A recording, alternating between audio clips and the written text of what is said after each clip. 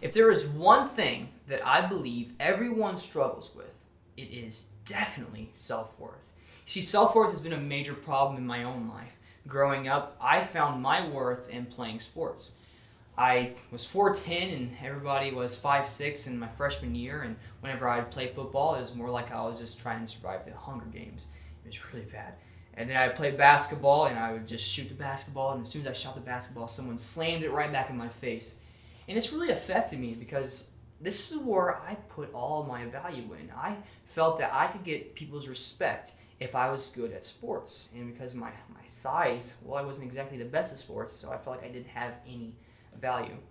But you'd be surprised of how many people deal with this on a regular basis. See, I work at the Boys and Girls Club, and I was on a kick one day just talking to kids about dreams and visions and things that they can do in their life that are incredible. And I was talking to this little girl, and I was like, do you believe you can do anything incredible? And she looked at me, and with tears in her eyes, she said, no. And this really shocked me. It really affected me. I'm like, what in the world? You're 10. Aren't you supposed to be more optimistic than that? But that just goes to show you that how bad the problem of self-worth really is. And instead of focusing on self-worth today, I want to focus on the solution for the problem of self-worth, and that is God's overwhelming love. You see, we made a video actually recently called The Hot Seat. Definitely check it out. It is about insecurities. It's in the description below. Watch it, please. But in Psalm 139, it says, O Lord, you have searched me and you know me. You know when I sit and when I rise. You perceive my thoughts from afar. You discern my going out and my lying down. You are familiar with all of my ways. Before a word is on my tongue, you know it completely, O Lord. You hem me in behind and before. You have laid your hand upon me. Such knowledge is too wonderful for me, too lofty for me to attain. You see, God's overwhelming love in that He is in pursuit for you. If you don't think you have any value, well, you do, because if you didn't have any value, God wouldn't be in pursuit for you. God wants to know you. He knows the little things about you. He knows whenever you sit and when you rise. And He also knows the big things about you. He knows your thoughts. It says, you perceive my thoughts from afar. And you know, a thought is a very powerful thing. The thing you think about the most is usually what becomes. Whenever you think that I have no value, I have no self-worth, no one really loves me, well, the words that you put in your head, you'll start to act them out, and you'll be miserable, and well, it'll become true. No one will want to be around you because you're so miserable.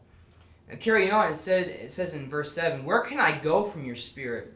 Where can I flee from your presence? If I go up to the heavens, you are there. If I make my bed in the depths, you are there. If I rise on the wings of dawn, if I settle on the far side of the sea, even there your hand will guide me. Your right hand will hold me fast. If I say, surely the darkness will hide me, and the light become night around me, even the darkness will not be dark to you. The night will shine like day, for darkness is as light to you. God's overwhelming love not only pursues you, but it also is inescapable. You cannot escape it. The psalmist says, where can I go from your presence? Where can I flee from your spirit? If I go to the highest point, you are there. If I go to the bottom, you are there. And even says right here, even if I settle on the far side of the sea, your hand will be fast to hold me. We think that no one really cares about us, and we question our value. Do we understand that there is a God who is fast in holding us? Even when we think that we are on the far side of the sea, God is fast in laying His hand upon us to comfort us. What a loving God that is. In verse 13 it says, for you created my inmost being. You knit me together in my mother's womb. I praise you because I am fearfully and wonderfully made. Your works are wonderful. I know that full well.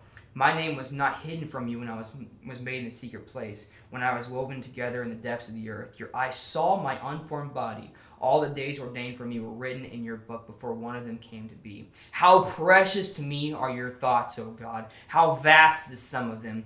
Were I to count them, they would outnumber the grains of sand. When I awake, I am still with you. You see, God has a creative purpose for you. He doesn't have just mediocre things for you. He says that I will praise you because I am fearfully and wonderfully made. Do we really understand what fearfully means? We understand wonderfully, oh, he did a wonderful job in creating me. But do we know what fearfully means? It means that he took caution in making you. He was precise in weaving you together. The psalmist says that all your works are wonderful. I know that full well.